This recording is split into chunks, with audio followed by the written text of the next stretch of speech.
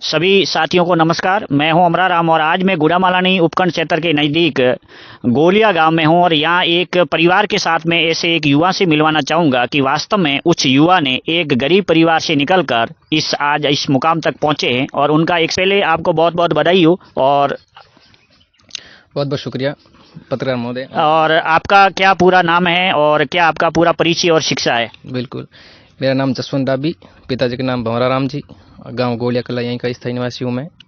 और आपने जो अभी बताया सफ़रनामा मेरा, हालांकि आपके प्रश्नों के समय जो आपका जवाब जरूर दूंगा। शुरुआती शिक्षा तो अपनी यहीं स्थायी गांव से हुई, गोलिया कला से ही। उसके बाद मैंने अपनी हायर सेकेंडरी जो है एजुकेशन है वो गुड़ामालानी से की थी और उसके बाद में एसटीसी का डिप्लोमा जो झालावाड़ से कंप्लीट हुआ मेरा। और उसके बाद मैं तत्काल रूप से जो कंपटीशन की तैयारी में लग गया था और वो मैंने बाड़मेर में अपना रूम किराए पे लेके है जो तैयारी की अपनी। बिल्कुल, आपने प्रतियोगिता परीक्षा की तैयारी भी की लेकिन आपकी जो परिवार की स्थितियां थी वो आपके अनुकूल नहीं रही, बहुत ही बढ़िया एक आर्थिक तंगी भी रही। आपके पिताजी है वो भी एक गरीब और किसान परिवार से आते, तो उन आपकी एक शिक्षा के दौरान आपको विशेष रूप से कितनी एक आर्थिक तंगी का एक आपको दौर से गुजरना पड़ा? बिल्कुल पत्रकार महोदय, आपकी बात सही है। मैं समझता हूँ कि हालांकि एक आर्थिक तंगी और विकट दौर जो हर आदमी के हम समझते हैं अपने जो गांव के लेवल पे सबके साथ में ये होता ही है। ठीक है, मैं भी इस दौर से गुजरा भी हूँ। और जहाँ तक आर्थिक तंगी की बात है, पिताजी एक मजदूर का है जो उनके काम करते थे। ठीक है, और बीच में 2019 के बाद में जस्ट जब मैं बाड़मेर में अपनी तैयारी कर रहा था तो हुआ यूं कि एक पारिवारिक माहौल भी मेरा बिगड़ा, क्योंकि एक्चुअल में मैं मैरिड हूँ, सिंगल नहीं हूँ, मैरिड उस टाइम में मेरी हो चुकी थी शायद। और पापा जी हैं जो उनको ये ब्रेन ट्यूमर जो एक जिसको क्या बोलते हैं एक्चुअल में दिमागी कैंसर बोलते हैं उसको साइंस की भाषा में, वो उनको एक बीमारी हुई थी उस वक्त। और उसी वक्त जब मेरा कंपटीशन शायद कंप्लीट हो चुका था और 2021 के हम उस रीट के अंदर एंटर कर चुके थे लगभग और शायद हमारी परीक्षा की तैयारी थी वो भी चरम स्तर भी थी। और उसी वक्त हुआ यूँ कि पारिवारिक माहौल में हमारे दादाजी थे वो भी ऑफ हो गए, जिनका नाम मिंजा राम जी थे। और उसके बाद लगभग मेरी तैयारी कम्प्लीटली छूट गई थी और जिस तैयारी को मैंने अच्छे स्तर पर लगभग कंप्लीट की थी उसकी, और मेरे साथी रहे थे उस वक्त में जो धांधलाबाद से ही हैं पारस डाबी, और एक मेरा करीबी दोस्त है राजेश पतालिया।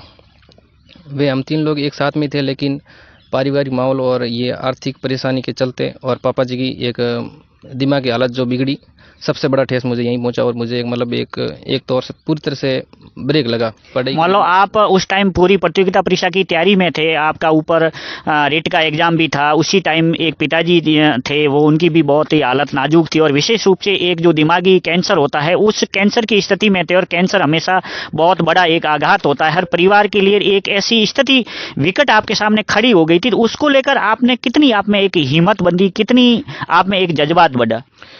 बिल्कुल, आपका ये सवाल, मैं उस टाइम लगभग अकेला सही था। मेरे पारिवारिक माहौल में इतनी सपोर्ट भी नहीं थी और कोई इलाज के दौरान भी ऐसी किसी की सहायता रही नहीं शायद, जहाँ तक मुझे पता है। और पता नहीं मैं अकेला ही, जैसे मान लो मैं उस टाइम इनका चेकअप करवाया तो उन्होंने एमआरआई इसके माध्यम से डॉक्टर ने बताया कि इनको ब्रेन का ट्यूमर है और इसका एक ही जो इलाज हो सकता है वो है ऑपरेशन। तो मुझे दिमाग का ऑपरेशन और ये सारी चीज़ें मुझे जो पूरी तरह से आघात पहुंचा कम्प्लीटली, कि ऐसा लगा कि दिमाग का ऑपरेशन करवाना, और उन्होंने भी वो ऐसे बता दिया कि ये ज़रूरी नहीं कि सक्सेस हो भी और नहीं हो भी। तो मैंने सबसे पहले इनका दिखवाया था महसाणा के अंदर, तो उन्होंने बताया कि भाई इनका ये रहेगा पूरा प्रोसेस। तो मैंने वहाँ से इनको कन्वर्ट करके जोधपुर एम्स के अंदर ले आया, किन्हीं अच्छे लोगों ने सलाह दी। और उस वक्त मुझे सबसे ज़्यादा सपोर्ट मुझे पहुंचा किसी आदमी का मिला था पारिवारिक माहौल में आर्थिक तंगी के चलते भी और विकट परिस्थिति में, जिन्होंने मेरा सबसे ज़्यादा समर्थन और अगर मेरे को हिम्मत तो हौसला बढ़ाने काम किया, तो वो एकमात्र आदमी है एडवोकेट प्रागाराम जी बोगराज, आप जानते हो रतनपुरा से जिनको। उन्होंने मुझे इस मामले में सबसे ज़्यादा सपोर्ट की और उन्होंने एक ही शब्द वो हमेशा ही कहते थे, भाई तेरे को हमेशा तो स्ट्रांग ही बना रहना, मजबूत रहना। ठीक है, किसी भी चीज़ में अपने को खुद को ढीला छोड़ना ही नहीं कि ये यार ये चीज़ें होगी, परिस्थितियाँ विकट है, सारी परिस्थितियों से आप है ना हाथ बढ़ाना ही शुरू कर दो, सीधी सी बात है। और ये दौर जो है वो तो गुजरना है, वो तो गुजर के रहेगा, चाहे आप कितनी भी कोशिश कर लो, और इस चीज़ से आपको निकलना है बाहर। तो मैंने ये सारा प्रोसेस 2 साल लगभग मेरा हॉस्पिटल का चला।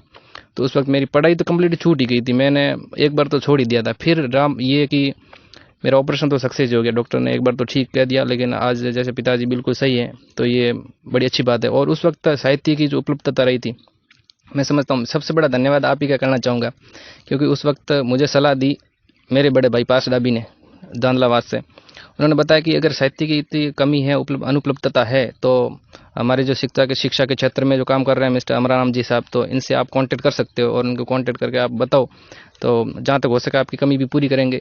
तो मैंने आपसे कांटेक्ट भी किया था, शायद उस वक्त आप मुझे जानते भी नहीं थे, मैं भी इतना कुछ आपसे वाकिफ़ था ही नहीं बिल्कुल ही। तो मैंने आपको व्हाट्सएप के माध्यम से आपको मैसेज भेजा, भाई मुझे चाहिए साहित्य, तो आपने वो उपलब्ध करवाया था, जोधपुर से आपने मंगवाया था। बिल्कुल, बहुत बहुत धन्यवाद देता हूँ मैं आपको। और उस वक्त भी एक मेरा साथी और है जिसका इसी परीक्षा में चयन हुआ है, वो है नागौर से। हालांकि मैंने आपको बताया नहीं था उस वक्त, आज इंटरव्यू के माध्यम से बता रहा हूँ सीधी, क्योंकि उनको भी पारिवारिक माहौल उनका भी एकदम पूरी तरह से ख़राब था। उसने मेरे को बताया कि भाई तूने इतना सारा लिटरेचर कहाँ से उपलब्ध किया, तो मैंने उनको बताया कि हमारे यहाँ पे गुड़ामालानी क्षेत्र में अमराराम जी बोस साहब है, वो इस शिक्षा के क्षेत्र में अपना जो पूरा काम कर रहे हैं और हर मतलब एक ज़रूरतमंद आदमी को उनके घर तक साहित्य पहुँचाने का काम करते हैं। तो उसने भी बताया कि भाई अगर हो सकता है, मैं अदर डिस्ट्रिक्ट का हूँ, हो सकता है मना भी कर दे, लेकिन मैंने उनको कहा कि तू अपने हिसाब से वास्तव में तू डिमांड रखना। जहाँ तक मुझे पता है अदर डिस्ट्रिक्ट की मैंने सुना नहीं है, लेकिन अगर तेरे उपलब्धता हो सके तो उनका ऋण तू रखना मत, और कम से कम डिमांड तो जरूर रखना। तो उन भाई साहब ने भी साहित्य आपने उपलब्ध कराया, मैं उनकी तरफ से आपको धन्यवाद देता हूँ, ठीक है। और उनका भी मेरी इसी साथ में है जो उनका चयन हो चुका है। बिल्कुल, धन्यवाद सर। उसके साथ आपको एक परिवार में जब आपकी एक ऐसी, आपके पिताजी की जो एक कैंसर की स्थिति थी, एक ऐसा दौर था, आपके दादाजी भी गुजर गए, आपके पीछे मम्मी, आपके भाई, आपकी बहनें, उसको लेकर, परिवार को लेकर एक कैसा, कितना माहौल रहा? और उसमें माहौल में आप जाते जाते आपने कहा कि मेरी एक बार पढ़ाई भी छूट गई, लेकिन छूटते छूटते वापस आपने पढ़ाई पकड़ी और आपने वापस प्रतियोगिता परीक्षा का एक एग्जाम भी दिया, और एग्जाम देते ही आपका वापस चयन हो गया। ना सिर्फ एक पापा की बीमारी को लेकर ही मैं सिर्फ इतना परेशान नहीं था, बिल्कुल एक मतलब पारिवारिक माहौल भी मेरा एक बिगड़ा था, ठीक है। मैं एक्चुअल मेरे मेरिड जो सिचुएशन थी उनसे रिलेटेड, वो भी एक मतलब बहुत ही सीरियस थी उस टाइम, बिल्कुल ही। और उस टाइम एकमात्र आदमी ने मेरा बहुत ही सपोर्ट किया था इस मामले में, और परिस्थितियों में लगभग गंभीर ही परिस्थितियाँ थी मेरे, शायद मेरे लेवल के हिसाब से तो कोई झेलने लायक था नहीं मैं उस टाइम। विशेष रूप से जो युवा होते हैं, एक तो परिवार की जो ऐसी स्थितियां, और वो भी ऐसी इलाज जो कैंसर जैसे आपके पिताजी उस दौर में भी आपके गुजरे, आप अस्पतालों में रहे, आपने लंबा एक इलाज करवाया, आपका ऑपरेशन भी, और उसके साथ साथ अधिकतर जो युवा होते हैं वो शादी के बाद, अमूमन जो युवा होते हैं वो पढ़ाई से भटक भी जाते हैं या फिर प्रतियोगिता परीक्षा की तैयारी नहीं कर पाते। लेकिन आपका दो दौर ज़्यादा गुजरा, एक आपका पारिवारिक जिम्मेदारियां भी आपकी आ गई, आपकी शादी भी हो गई, एक पापा जी बीमार भी हो गए। आपने पापा जी का तो बताया कि हमने पूरा जो सफर था 2 साल का, मेरी एक बार पूरी की पूरी पढ़ाई वो छूट गई, लेकिन एक आपकी शादी के दौर से कितना आपके इफेक्ट पड़ा? और विशेष रूप से युवाओं के लिए आप क्या संदेश देना चाहेंगे जो शादीशुदा है और प्रतियोगिता परीक्षा की तैयारी कर रहे हैं?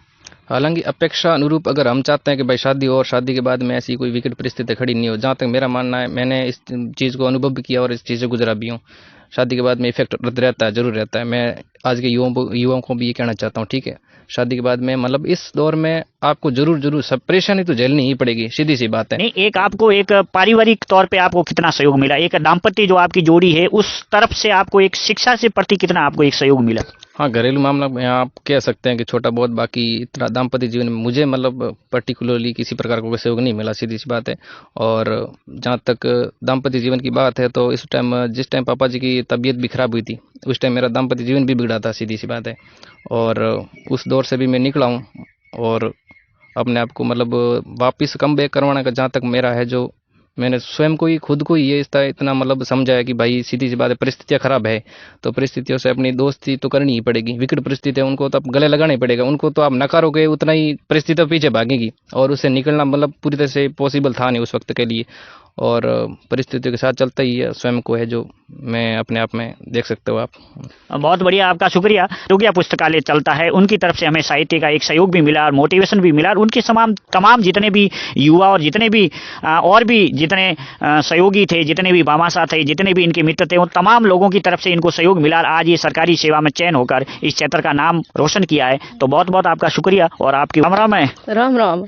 आप बच्चों नौकरी लागो, कतरा राजी हो? मैं तो घना खुशी कतरी आप तकलीफ देखी, कतरी या बच्चा वास्ते, पढ़ाई वास्ते कतरा थे? घना लड़ा पड़ो किदो, घना दुखी देखिया, मैं मारी हुआ जाए पग मडाया अपना लइया, मैं लागो तो मैं तो राजी मुआ मगती हो रहा जाया। यार पापा बीमार भी लंबा टाइम रहा, हुए टाइम में पढ़ाई भी करता था, तो ये संबंधी थे कतरी मोलो मजदूरी बीजी, घरे पैया पंजरो बीजो, कतरी तकलीफ आई? घना ही तकलीफ आई है, तकलीफ थी लइया जी कट बड्डाई करतो, बड्डाई छूटी तो बेवर तो बस में पढ़ाई छूटी थी, हुए टाइम थे यूं की कर मन था कि मारो बच्चो है वो नौकरी लागेला या की कर मन में को तीन घना छूटी भी की करी वही हो तो मन में तो पचे वो बच्चों नौकरी लगो और हमें थी कहूं कहनी चाहो ये वास्ते हमें तो राजी है कि खुशी मारा पोतरा उदी रेडी रेट लारे जो टाबर बीजा बच्चा बीजा पढ़े है थोड़ी बच्ची और भी पढ़े रही हुआ संबंधी कहूं कहनो है आप हैंगा धके मारा दीकरो की दो जो दीकरी वे तो ठीक पड़े पोतरा दीकरा हैंग वे तो राजी हुआ मैं तो बहुत बढ़िया धन्यवाद साहब नमस्कार है नमस्कार साहब आपको। आपने बेटो साहब चयन हुए है सरकारी सेवा में हुआ संबंधी आप कहूं कहनो है बहुत अच्छी बात है, आप लोगों की दया से और आशीर्वाद से